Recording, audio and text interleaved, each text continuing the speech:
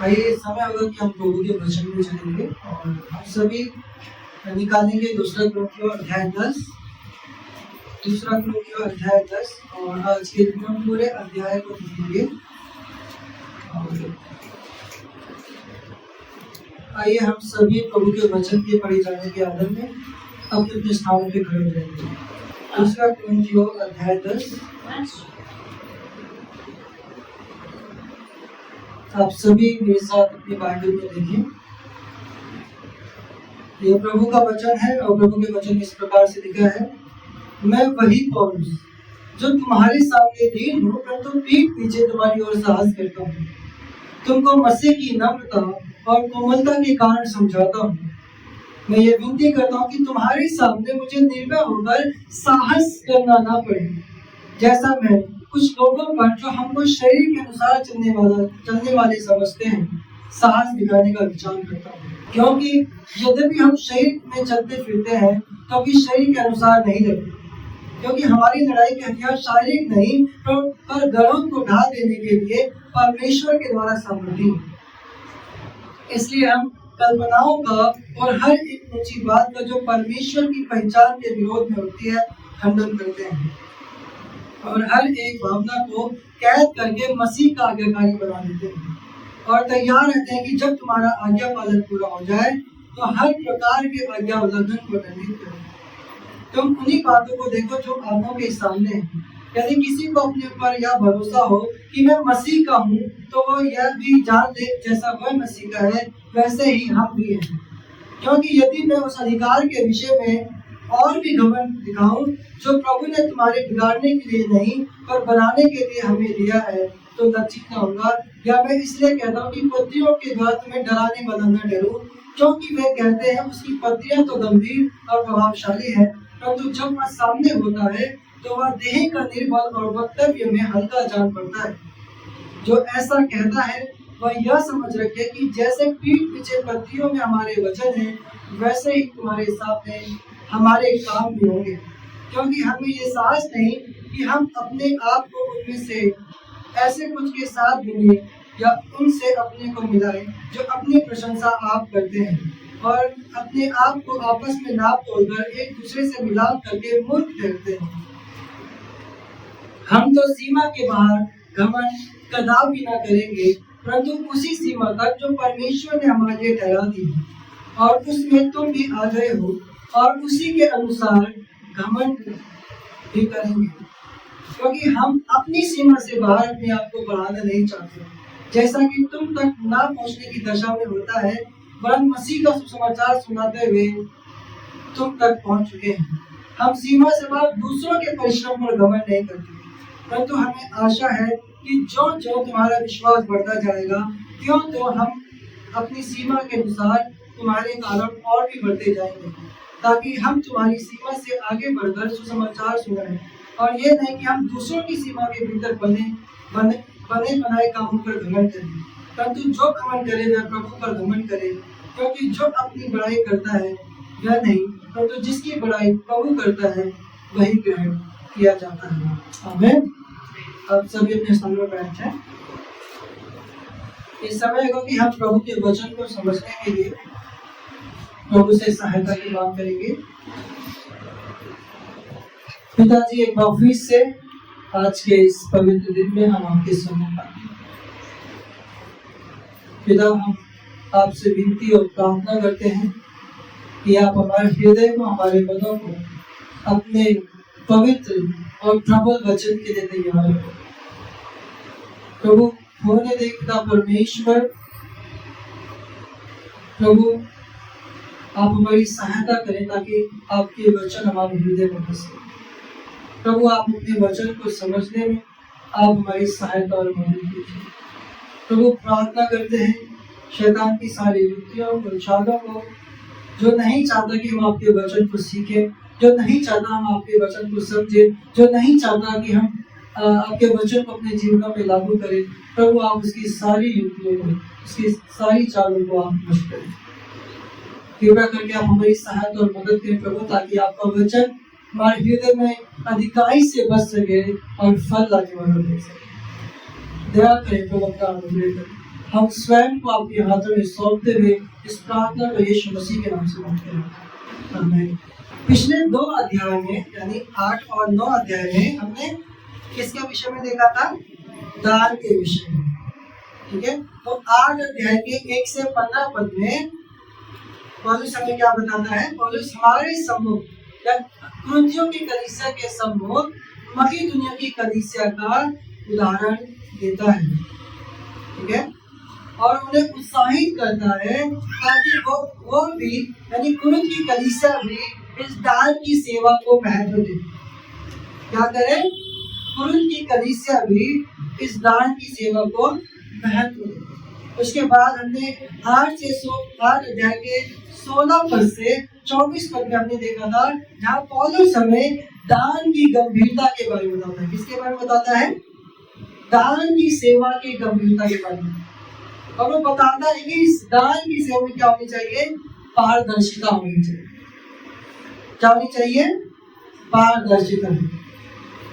इसमें ईमानदारी होनी चाहिए। क्या होनी चाहिए? ईमानदारी। और वो ये भी बताता है कि ये एक भलाई का कार्य है जिसके लिए कलीसिया को हमेशा तैयार रहना है।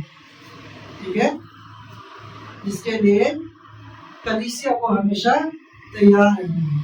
फिर उसके उपरांत 9 अध्याय 1 से 5 पद में देखा था दान की सेवा की तैयारी के विषय में। इसके विषय में दान की सेवा की तैयारी के विषय में कि कैसे हमें अपने आप को इस सेवा के लिए हमेशा तैयार रखना है।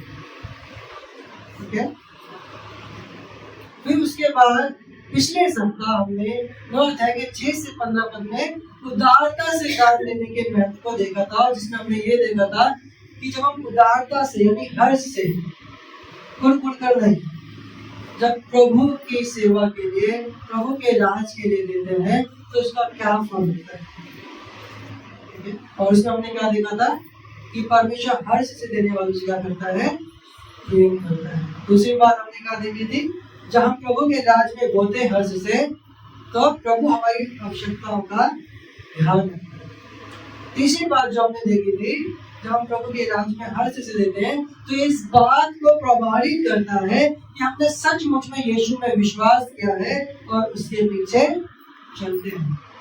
और आज हम 10वें अध्याय, इस अध्याय में 10वें अध्याय। ठीक है, और 10वें अध्याय में जब हम आते हैं तो विषय एकदम से चेंज हो जाता है। क्या हो जाता है?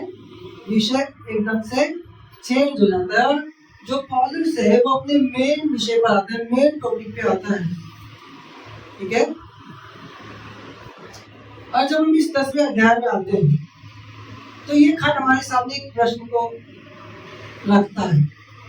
क्या रखता है? ये खंड हमारे सामने एक प्रश्न को रखता है कि हम एक परमेश्वर के दास को, जो अपने आप को पास्टर कहता है, प्रचारक कहता है, अपने आप को दास कहता है परमेश्वर का, हम उसका आंकलन किस आधार पे करते हैं? हम उसका आंकलन किस आधार पे करते हैं? यानी कहने का मतलब यह है कि हम कैसे कह सकते हैं कि एक प्रचारक या पास्टर वास्तव में प्रभु का सच्चा सेवक है या नहीं। मैं क्या कह रहा हूँ? हम किस तरीके से इस बात को जान सकते हैं या हम कैसे कह सकते हैं कि जो प्रचारक है या पास्टर है वास्तव में प्रभु का एक सच्चा सेवक है या नहीं। और क्यों मैं इस बात को कह रहा हूँ? क्योंकि कुरिन्थ की कलीसिया में कुछ झूठे शिक्षक थे। क्या थे? कुछ झूठे शिक्षक जो कुरिन्थ की कलीसिया को बिगाड़ रहे थे। क्या कर रहे थे? बिगाड़ रहे थे। क्योंकि कुरिन्थ की कलीसिया के लोग कहीं ना कहीं उनके प्रभाव में, उनकी शिक्षाओं के प्रभाव में आ रहे थे। जैसा कि हम 11 अध्याय के 4 पद में और उसके 18 से 20 पद में देखते हैं। आप सभी मेरे साथ वचन में पढ़ सकते हैं। 11 अध्याय के 4 पद में वहां लिखा है, यदि कोई तुम्हारे पास अगर किसी दूसरे यीशु का प्रचार करे जिसका प्रचार हमने नहीं किया, या कोई और आत्मा तुम्हें मिले जो पहले ना मिला था, या और कोई सुसमाचार सुनाए जिसे तुमने पहले ना मांगा था, तो तुम उसे सह लेते हो। तो यहाँ पे हम साफ साफ देख रहे हैं कि किस प्रकार से जो तुरंत की कलीसिया थी झूठे शिक्षकों के, झूठे मसीहों के, झूठे प्रचारकों के प्रभाव में आ रही थी। वहां पे क्या सिखाया जा रहा था कि तुम्हें उद्धार पाने के लिए सिर्फ यीशु में विश्वास नहीं करना, लेकिन तुम्हें व्यवस्था का पालन करना है, तुम्हें मूसा की व्यवस्था का पालन करना है, तुम्हें खतना करना आवश्यक है यदि तुम उद्धार पाना चाहते हो। तुम्हें मूसा की आज्ञा को मानना क्या है, आवश्यक है। उसी तरीके से हम 18 से 20 पद में देखते हैं। 18 से 20 पद 11 अध्याय के, जबकि बहुत से लोग शरीर के अनुसार घमंड करते हैं तो मैं भी करूंगा। तुम जो समझदार होकर आनंद से मूर्खों सह लेते हो, क्योंकि जब तुम्हें कोई दास बना लेता है या खा जाता है या फंसा देता है या अपने आप को बड़ा बनाता है या तुम्हारे मुंह पर थप्पड़ मारता है तो तुम सह लेते हो। ठीक है, तो ये वचन क्या संकेत है? ये वचन हमें किस बात के उच्चार कर रहे हैं? कहीं ना कहीं ये बात इस बात को साबित करते हैं कि कुरिन्थ की कलीसिया इन झूठे शिक्षकों के चपेट में आ चुकी थी, जिससे कलीसिया बिगड़ रही थी। जब हम पहले कुरिन्थियों की पत्री को देखते हैं वहां पे क्या हो रही थी? कलीसिया में मतभेद थी, कलीसिया में अनैतिकता थी, कलीसिया में व्यभिचार हो रहा, कलीसिया में मुकदमेबाजी हो रही थी। ठीक है, और लोग क्या कर रहे थे? अपने आत्मिक वरदानों के लिए घमंड कर रहे थे। मेरे पास तो ये वरदान है, मेरे पास तो वो वरदान है। उनके अंदर आत्मिक वरदानों की क्या थी? समझ नहीं थी। और पौलुस उन्हें वहां पे बताता है कि ये आत्मिक वरदान कलीसिया की उन्नति के लिए होने चाहिए। तो ये जो लोग थे, ठीक है, ये वो लोग थे जो पौलुस की सेवा पर, उसके प्रेरित होने पर क्या कर रहे थे? प्रश्न उठा रहे थे। क्या कर रहे थे वो? पौलुस के सेवा पे, ठीक है, क्या कर रहे थे? प्रश्न उठा रहे थे। वो कुरिन्थ की कलीसिया के सामने पौलुस की एक बुरी तस्वीर रख रहे थे, ठीक है, और उन्हें उसके खिलाफ भड़का रहे थे, जिससे कुरिन्थ की कलीसिया के लोगों के हृदय में पौलुस के प्रति नकारात्मक विचार आने लगे। ठीक है, उनके अंदर भी पौलुस के विरोध में अनेक सवाल उठने लगे थे। वे उन झूठे शिक्षकों से प्रभावित होकर पौलुस की सेवकाई पर संदेह कर रहे थे। और इसी समस्या को सुलझाने के लिए, इसी समस्या को सही करने के लिए यहाँ पौलुस इस खंड में लिखता है कि वे उसका सही तरीके से आकलन करें, वो उसको सही तरीके से जांचें और परखें कि कौन सच्चा है कौन झूठा है, कौन सच्चा है और कौन झूठा है, और उन झूठे शिक्षकों के प्रभाव में आने से बचे रहें। ठीक है, आज की खंड में हम यही देखेंगे। और इस खंड में हम देखेंगे कि पौलुस उन झूठे शिक्षकों जो उसके बारे में सोचते थे उनको उत्तर देते हैं। ठीक है, तो आज जो हम इस खंड में जो हमारा शीर्षक है, जो संदेश को क्या है, हम कैसे एक परमेश्वर के सेवक को जांचें और परखें। हम कैसे एक परमेश्वर को जांचें और परखें कि वास्तव में परमेश्वर का सच्चा सेवक है। तो इसको हम 3 बातों के द्वारा, कितनी बातों के द्वारा? 3 बातों के द्वारा। तो कुरिन्थ की कलीसिया में जो झूठे शिक्षक थे वो पौलुस को शरीर के अनुसार चलने वाला समझते थे। क्या समझते थे? शरीर के अनुसार चलने वाला, जिसे हम 1 पद से 6 पद में देखते हैं। और पौलुस उन्हें उत्तर देते हैं। तो सबसे पहले पौलुस किनको उत्तर देता है? उनकी पहली बात को उत्तर देता है। तो वो क्या है कि वे पौलुस को शरीर के अनुसार चलने वाला समझते थे। ठीक है, तो 1 से 2 पद में क्या देखते हैं? पौलुस कुरिन्थ की कलीसिया से विनती कर रहा है, वो उन्हें नम्रता पूर्वक और प्रेम पूर्वक उन्हें समझा रहे हैं। लेकिन यहाँ जो इस पूरे खंड में जब हम पढ़ते हैं तो पौलुस एक विशेष टोन में बात कर रहे हैं, एक विशेष भाव में बात कर रहे हैं। जैसे एक पिता अपने बच्चों को डांट के समझाता है ना, वही पौलुस का भाव है। या हम देख रहे हैं कि पौलुस कुरिन्थ की कलीसिया से कठोरता के साथ पेश आ रहे हैं। ठीक है। तो वो क्या कर रहा है, वो ऐसा प्रतीत हो रहा है कि वो क्रोध में है, लेकिन फिर भी वो उन्हें प्रेम पूर्वक समझा रहे हैं, नम्रता से समझा रहे हैं। जैसे कि हम 1 और 2 पद में पढ़ते हैं, मैं वही पौलुस जो तुम्हारे सामने दीन हूँ परंतु पीठ पीछे तुम्हारी ओर साहस करता हूँ, तुमको मसीह की नम्रता और कोमलता के कारण समझाता हूँ। ठीक है, मैं यह विनती करता हूँ कि तुम्हारे सामने मुझे निर्भय होकर साहस करना न पड़े, जैसा मैं कुछ लोगों पर जो हमको शरीर के अनुसार चलने वाला समझते हैं साहस दिखाने का विचार करता हूँ। ठीक है,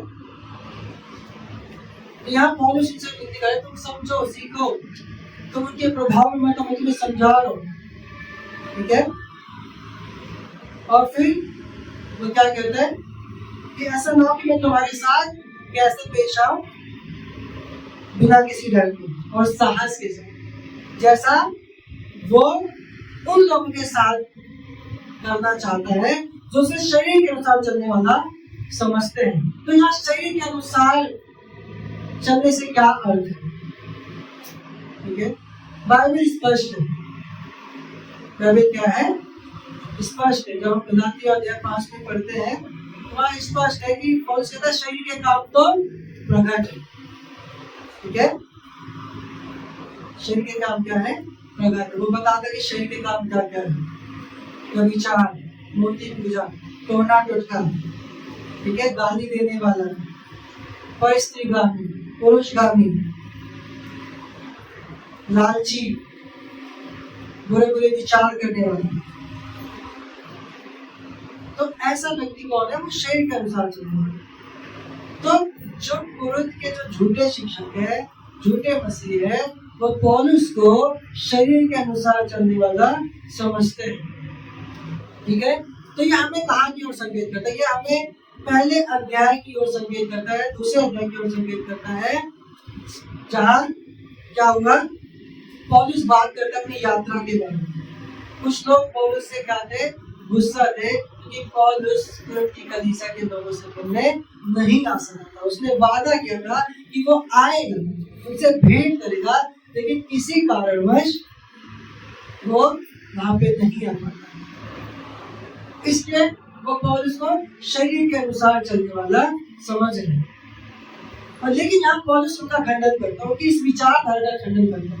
वो कहता है अगले पद में, क्योंकि यदि भी आप शरीर में चलते फिरते हैं, वो कहता है यदि हम शरीर में तो हैं, लेकिन हमारी लड़ाई की हथियार क्या है, शारीरिक नहीं, पर गढ़ों को ढा देने के लिए परमेश्वर के द्वारा सामर्थ्य। तो कह रहा हूँ शरीर में तो है, अभी तुम्हारी तरह शरीर में तो है, और जो शरीर में है हम सब पाप से संघर्ष करते हैं। किससे संघर्ष करते हैं, पाप से संघर्ष करते हैं। तो हमारे समान, आपके समान पौलुस भी पाप से संघर्ष करता है। वो कहता है कि मैं स्वयं को मारता कोसा और वश में लाता हूँ, ताकि औरों को प्रचार करके खुद निकम्मा ना करें। वो बात करते हैं आत्मिक मलयुद्ध के बारे में। किसके बारे में, आत्मिक मलयुद्ध। हम जो विश्वासी लोग हैं, हम एक युद्ध में, इसमें है एक युद्ध में, और उसी युद्ध की पौलुस चर्चा यहाँ पर करते हैं। और पौलुस जब हम 6 इफिसियों अध्याय 6 में जाते हैं, वहां पर वो उन आत्मिक युद्ध के हथियारों की चर्चा करते हैं। वो बताता है कि हमारा युद्ध किससे है।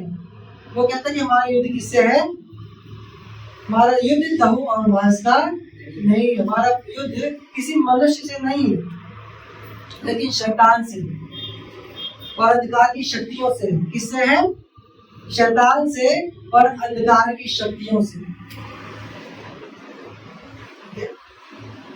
और इसके लिए पौलुस बोलता है, इसलिए हमें क्या करना है, हमें उन हथियारों को थामने की जरूरत है जो आत्मिक है। कैसे है, आत्मिक।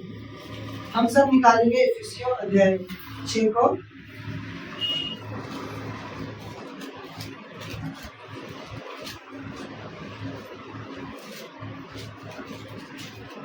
जिसमें बताया गया कि वो कौन से हथियार है जो आत्मिक हथियार है।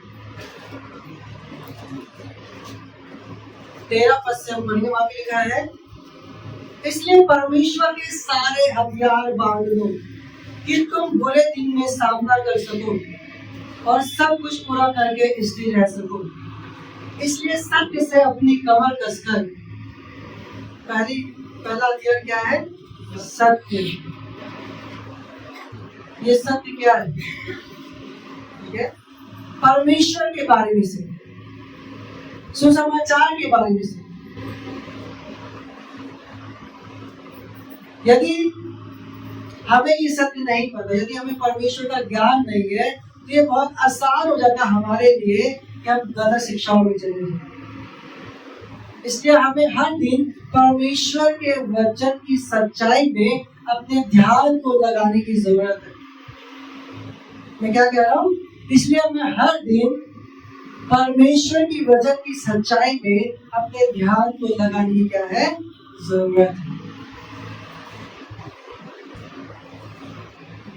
इसलिए पौलुस कहता है, सत्य से अपनी कमर कसना और धार्मिकता की झिलम पहनना।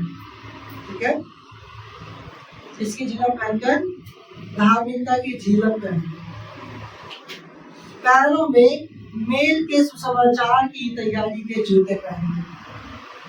इसके जूते पहनकर मेल के सुसमाचार, सुसमाचार से क्या होता है? मेल होता है। एक पापी का उस परमेश्वर के साथ मेल होता है जो पवित्र और निर्दोष है। और फिर आगे लिखा है, और इन सब के साथ विश्वास की ढाल। ढाल क्या देगी? हमें शत्रु के आक्रमण से बचने के लिए बड़ी सहायता देगी।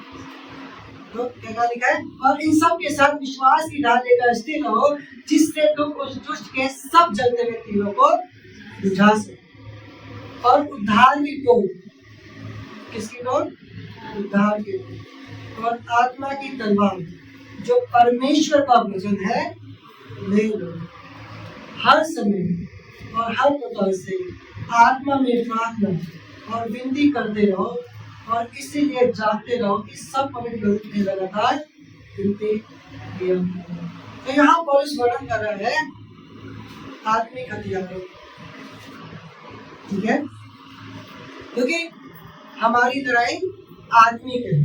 ठीक है, हमारी लड़ाई क्या है? आत्मिक है।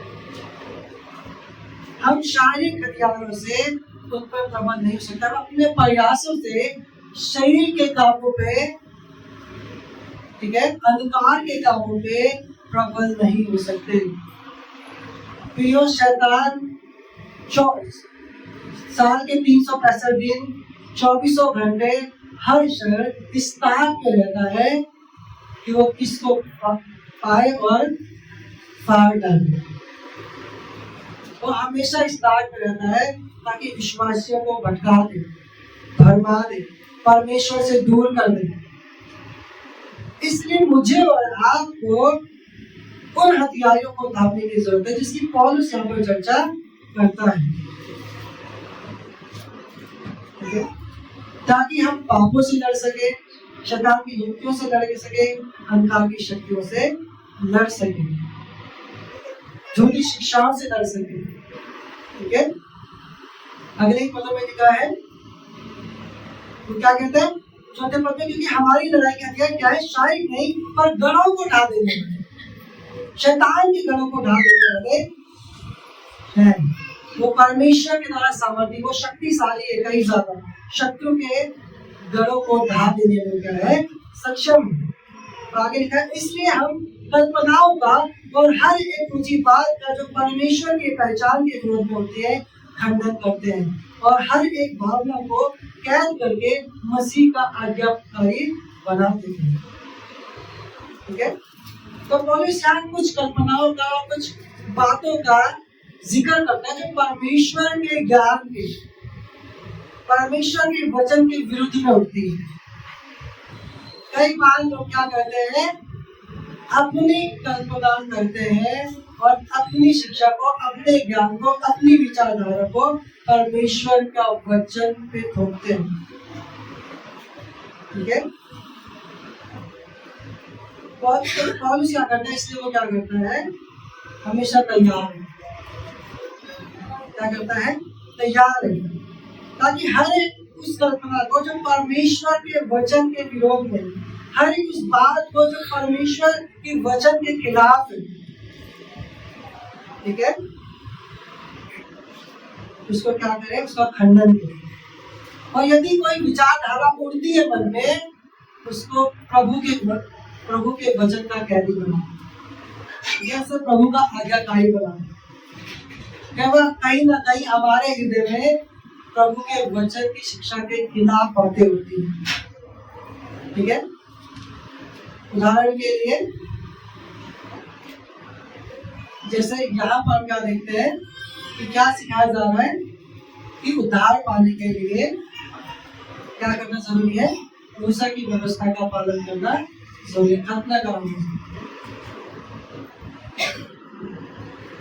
और क्या बातें हो सकती है। प्रभु का वचन हमें सिखाता है कि जब भी हम अन्य भाषा बोले तो क्या करें, उसका एक अनुवादक हो, कलीसिया क्या हो, अनुवादक हो। यदि कलीसिया में अनुवादक नहीं है तो पौलुस कहता है कि वो शांत है। लेकिन आज के समय में क्या सिखा रहे हैं, सब बोलो। तो कहीं ना कहीं गलत शिक्षा। प्रभु ने अन्य भाषा का वरदान दिया और प्रभु देता है, लेकिन हमें सावधान रहना है हम इसको कैसे इस्तेमाल करते हैं। यदि उसका अनुवादक है तभी उसको कलीसिया में बोला जाना चाहिए, ठीक है।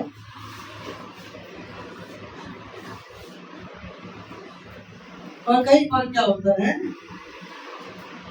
कुछ लोग क्या सोचते हैं, कुछ लोग क्या गलत शिक्षा लेके आते हैं कि यीशु मसीह नहीं जीवित है। जैसे कुरिन्थ की कलीसिया में कुछ लोग सिखा रहे थे कि वास्तव में यीशु मसीह नहीं जीवित है।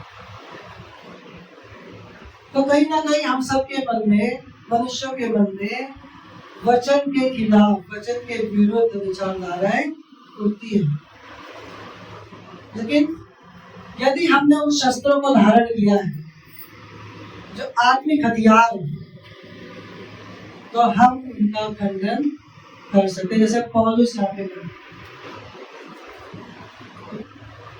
और ये इसलिए है ताकि जो कुरिन्थ की कलीसिया है वो उनका जीवन प्रभु के वचन के अनुसार है। ऐसा ना हो कि वे प्रभु के वचन के खिलाफ चले। यहाँ पे लिखा भी छठे पद में, और तैयार रहते कि जब तुम्हारा आज्ञा पालन पूरा हो जाए तो हर प्रकार के आज्ञा उल्लंघन को दंडित करें, ठीक है। तो पौलुस उनको उत्तर देता है जो उसको शरीर के अनुसार चलने वाला समझते हैं। और पौलुस इस बात के बारे में खंड करता है कि बेशक मैं शरीर में हूँ, लेकिन मैंने उन हथियारों को थामा हुआ है जो आत्मिक हथियार है, ताकि परमेश्वर के खिलाफ उठने वाली हर एक आवाज, हर एक विचारधारा को क्या करें, उनका खंडन करें।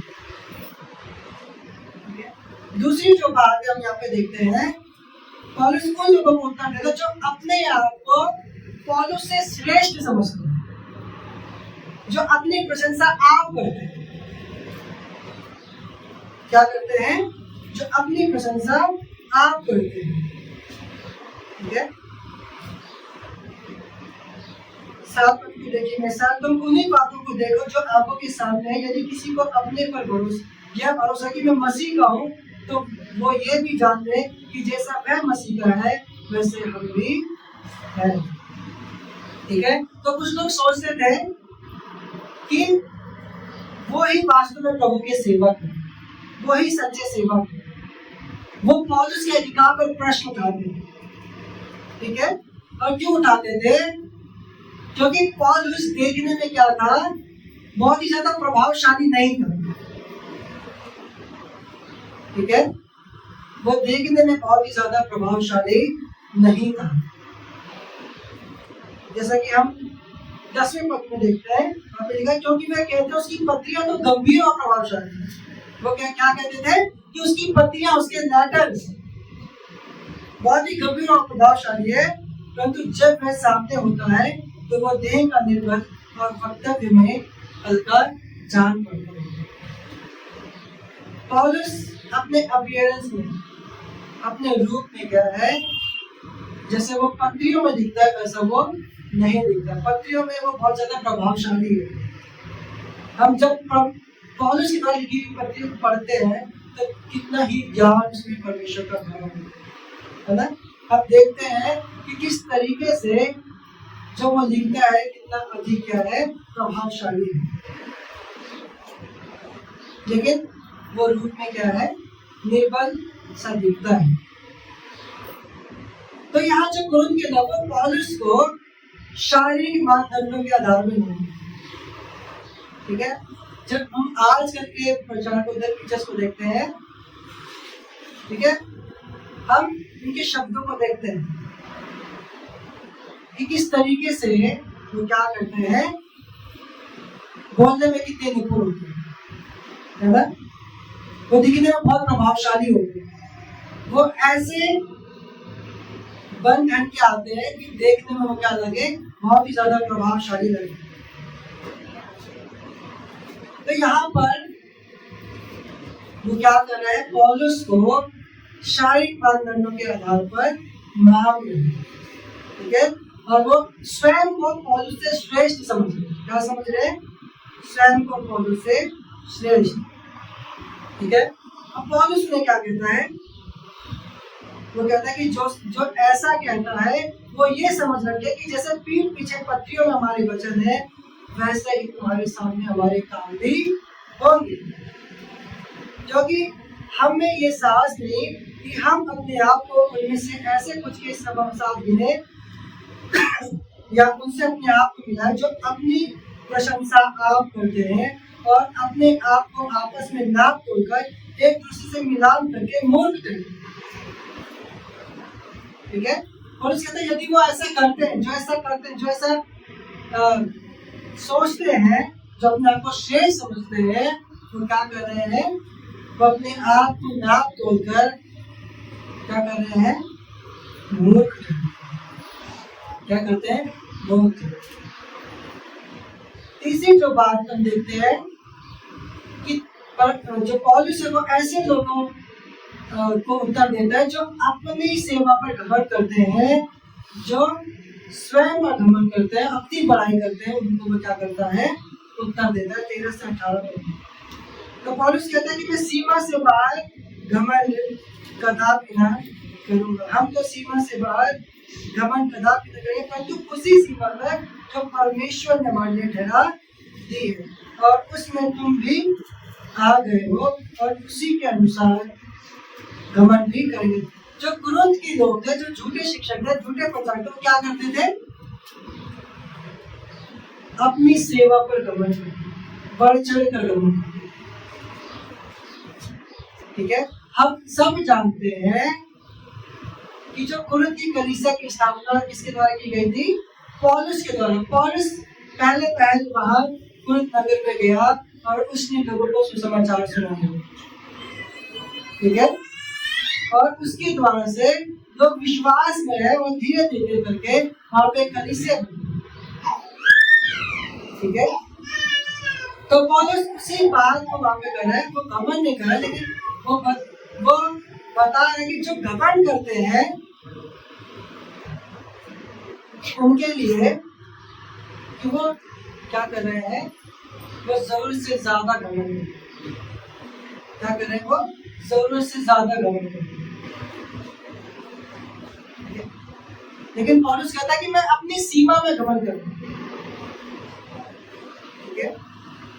मैं उतना ही घमंड करूंगा जितना मैंने किया है, उससे बढ़कर नहीं। 4 पद में लिखा है, क्योंकि हम अपनी सीमा से बाहर अपने आप को बढ़ाना नहीं चाहते, जैसे कि तुम तक न पहुंचने की दशा में होता है, पर मसीह का सुसमाचार सुनाते हुए तुम तक पहुंच चुके हैं। हम सीमा से बाहर दूसरों के परिश्रम पर घमंड नहीं करते, परंतु हमें आशा की जो तुम्हारा विश्वास बढ़ता जाएगा, क्यों तो हम अपनी सीमा के अनुसार तुम्हारे कारण और भी बढ़ते जाएंगे, ताकि हम तुम्हारी सीमा से आगे बढ़कर सुसमाचार सुनाएं और यह नहीं कि हम दूसरों की सीमा के भीतर बने बनाए कामों पर घमंड करे, परंतु जो घमंड करे वह प्रभु पर घमंड करे, क्योंकि जो अपनी बड़ाई करता है वह नहीं, परंतु जिसकी बड़ाई प्रभु करता है वह ग्रहण किया जाएगा। तो हम क्या देख रहे हैं कि पौलुस उतना ही घमंड करता है जितना उसने किया है। लेकिन ये जो कुरिन्थ के लोग थे वो क्या कर रहे थे, वो उस सेवा से जो उन्होंने किया उससे बढ़ के घमंड कर रहे थे। ठीक है, जो पौलुस यहाँ पे लिखते हैं वो किन बाकी कामों पे, लोगों के बने बनाए कामों पे घमंड करते, अपने कामों पे नहीं। किसके कामों पे? अब क्योंकि जो कलीसिया का निर्माण है वो पौलुस के बारे में है, लेकिन वो क्या कर रहे हैं, अपने आप को पौलुस से श्रेष्ठ बना रहे हैं, पौलुस से बढ़ के बना रहे हैं। ठीक है, और वो अपनी सेवा पे घमंड कर रहे हैं। वो सोच सकते कि उनके पास बहुत ज्ञान है। क्या है? बहुत ज्ञान है। वो अपने ज्ञान पे घमंड करते हैं, वो उन वरदानों पे घमंड करते जो उनके पास। ठीक है, लेकिन पौलुस यहाँ पर क्या कहता है तुम्हें, जो घमंड करे वो किस पे करे? प्रभु पर करे। एक सच्चा सेवक किस पे घमंड करता है? प्रभु पे घमंड करता है। ठीक है, और वो कहता है कि जो अपनी पढ़ाई आप करता है वह नहीं, प्रभु जिसकी पढ़ाई प्रभु करता है वही ग्रहण किया जाए। ठीक है, और हम यहाँ देख रहे हैं कि पौलुस अपनी पढ़ाई आप नहीं करता। ठीक है, बस वो उन्हीं कामों को रखना है। उसको यहाँ कहना पड़ रहा है क्योंकि ये जो झूठे शिक्षक थे वो पौलुस के अधिकार पर, उसकी प्रेरणाएं और उसकी सेवा पर प्रश्न उठाते हैं और कलीसिया को बिगाड़ रहे हैं, और जिसके प्रभाव में उनकी कलीसिया आ गई। इसलिए पौलुस को ऐसे यहाँ पर करना पड़ेगा। तो इस घर में हमारे लिए क्या है? ठीक है, पौलुस चाहता है कि वे उन झूठे प्रचारकों को, और उनकी कलीसिया के लोग उन झूठे प्रचारकों को समझे, उन्हें परखे, उनके व्यवहार और चाल चलन को समझे और उनसे क्या रहे? सावधान है, जो कलीसिया को बिगाड़ रहे और उन्हें पौलुस के खिलाफ भड़का रहे। इसी तरीके से परमेश्वर चाहता है कि हम झूठे शिक्षा देने वालों से क्या रहे? सावधान है, जो कलीसिया को बिगाड़ रहे हैं। हमें सही शिक्षा देने वाले और गलत शिक्षा देने वालों में अंतर को पहचानना है। ठीक है, यदि कोई भी जन वचन की शिक्षा से हटकर कुछ बोलता है तो हमें उसे सहन नहीं करना, हमें उसको करेक्ट करने की क्या है? जरूरत है। यदि हम करेक्ट नहीं करेंगे तो वो धीरे धीरे कलीसिया में फैलने लगेगा और बढ़ जाएगा, तब बाद में हमें बहुत ही मुश्किल होगा। जैसे एक सड़ा हुआ आलू अच्छे आलू के बीच में होता है तो वो क्या करता है? बाकी आलू से खराब हो जाता है। वैसे ही यदि कोई व्यक्ति जो झूठी शिक्षा देने वाला है तो पूरी कलीसिया को प्रभावित कर सकता है और बिगाड़ सकता है। तो कैसे हम झूठी शिक्षा से बच सकते हैं? सर्वप्रथम मुझे और आपको ध्यान रखना है कि हम किसको सुनें।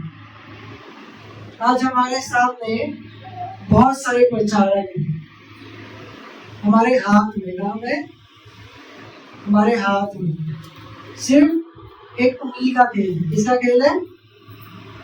किसका खेल है? एक उंगली का बटन, मोबाइल टच किया, वीडियो। हमें ध्यान रखना है किसके प्रचार को सुन रहे हैं।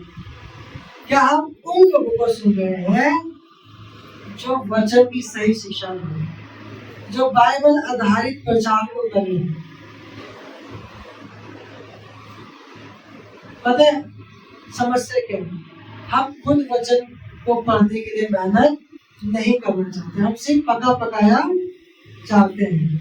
पका पकाया हम सबको अच्छा लगता है। मैं क्या कह रहा हूँ कि हम स्वयं मेहनत नहीं करना चाहते वचन को सीखने के लिए, पका पकाया भोजन चाहिए।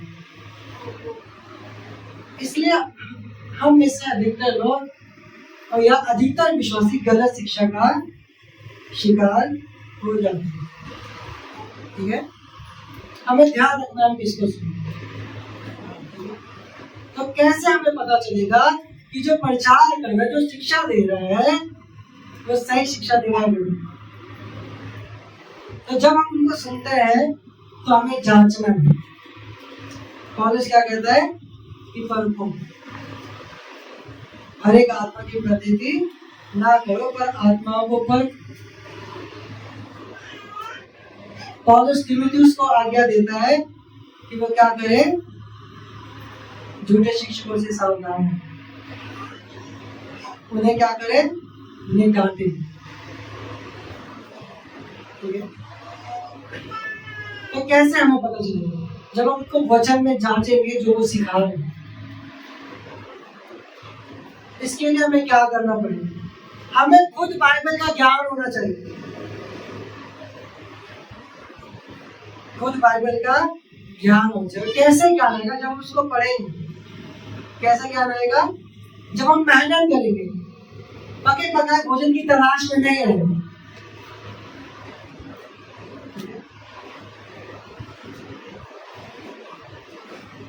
हमें उनके आचरण और व्यवहार को देखना है। हमें क्या करना है? जिनको हम सुन रहे हैं सिर्फ उनकी बातों को नहीं सुनना, लेकिन उनके आचरण और व्यवहार को देखना है। क्या उनका व्यवहार, उनका आचरण परमेश्वर के वचन से मिल पाता है? क्या उनके जीवन में आज्ञाकारिता है? क्या उसको कलीसिया की चिंता है या नहीं? क्या वो ईमानदारी से सेवा कर रहा है या नहीं कर रहा है? क्या हम सही से परख पा रहे हैं उन प्रचारकों को जिनको हम सुनते हैं? ठीक है, जिनको हम सुनते हैं। कहने को बहुत प्रभावशाली है, उनके प्रचार में बहुत अट्रैक्टिव करते हैं। क्या करते हैं? अट्रैक्टिव। हमें लगता है जो लोग बोल रहे हैं वो वचन के अनुसार सही है, लेकिन हम खुद बाइबल उठाकर देखना नहीं चाहिए, हम परखना नहीं चाहिए। ठीक है, हम मेहनत करना नहीं चाहिए। जो हमने सुन लिया सही है। मैं उनके नाम नहीं लेना चाहूंगा। ठीक है, ऐसा ना कि आप लोगों को ठेस पहुंचे, क्योंकि मैं जानता हूँ कि आप में से बहुत से लोग उनको सुनते हैं। ठीक है, आप में से बहुत से लोग उनको सुनते हैं और आपको अच्छे भी लगते हैं। मैं क्या कह रहा हूँ?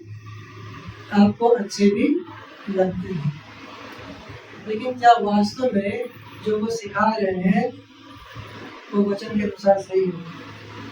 हमें परखना है। हमें क्या करना है?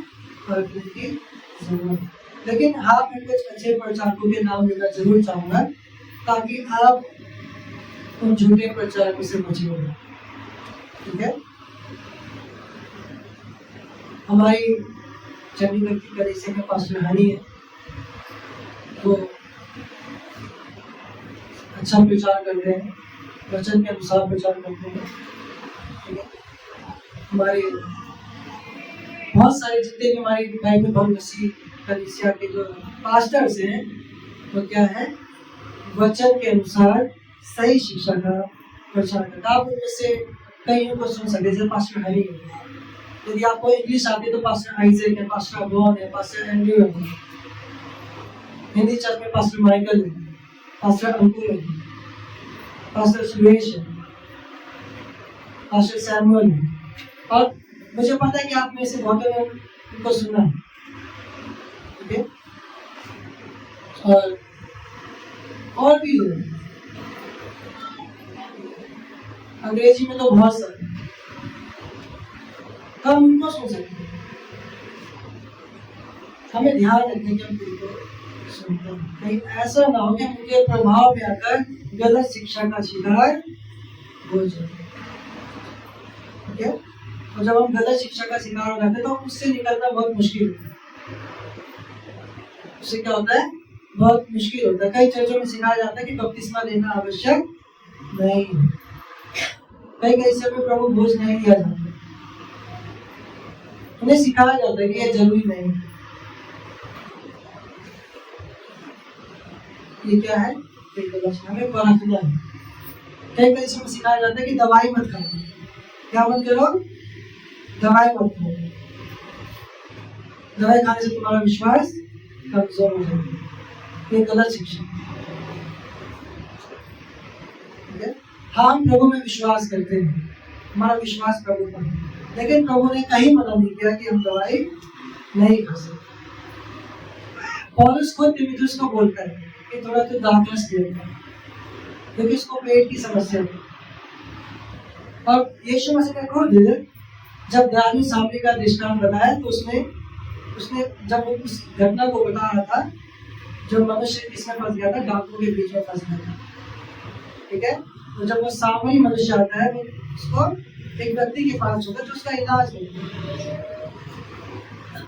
तो हम देखते हैं कि वचन कहीं भी डॉक्टर्स के, चिकित्सक के खिलाफ नहीं, लेकिन कलीसिया में क्या सिखाया जा रहा है कि दवाई लेना क्या है? गलत। मैं आपसे कहना चाहता हूँ, ऐसे प्रचारकों को सुनना बंद करें। ऐसे प्रचारकों को सुनना क्या करें? बंद करें। और जो सही रीति से प्रचार करते हैं, आप उनको सुनो। तो हमें परखना है, हमें परखना, जिनको अभी हम सुनते हैं हमें परखने की जरूरत नहीं। ऐसा ना हो कि हम तुरंत की कलीसिया के समान झूठी शिक्षा में, इसके प्रभाव में आ जाए। तो आपसे आशीष दे, आइए सब प्रार्थना करें। पिताजी, हम आपसे विनती और प्रार्थना करते हैं, धन्यवाद देते हैं आपके वचन के लिए। हमने सीखा पिता परमेश्वर कि किस तरीके से हमें तो एक पास्टर का, एक प्रचारक का आकलन करना है पिता परमेश्वर, क्योंकि जो सच्चा सेवा है पिता परमेश्वर, वो अपनी बड़ाई नहीं चाहते, वो आपकी बड़ाई चाहते हैं पिता परमेश्वर। सच्चा सेवक हमेशा प्रभु आपके वचन के अनुसार शिक्षा देने के प्रति वचनबद्ध रहता है, और वो हर एक झूठी शिक्षा का खंडन करता है। प्रभु परमेश्वर, प्रभु वो स्वयं की सेवा पर घमंड नहीं करता, लेकिन प्रभु को घमंड करता है तो आप नहीं करता है। कृपा आप हमारी सहायता और मदद करें पिता परमेश्वर, ताकि हम सच्चे और झूठे शिक्षकों के भेद को समझ सकें, और हम ऐसे शिक्षकों से सावधान रह सके जो कलीसिया को बिगाड़ने का काम करते हैं। प्रभु आप हमारी सहायता और हमारी मदद करें। धन्यवाद करते हैं प्रभु, सारा आदर सारी महिमा आपको देते हुए इस प्रार्थना को यीशु मसीह के नाम से।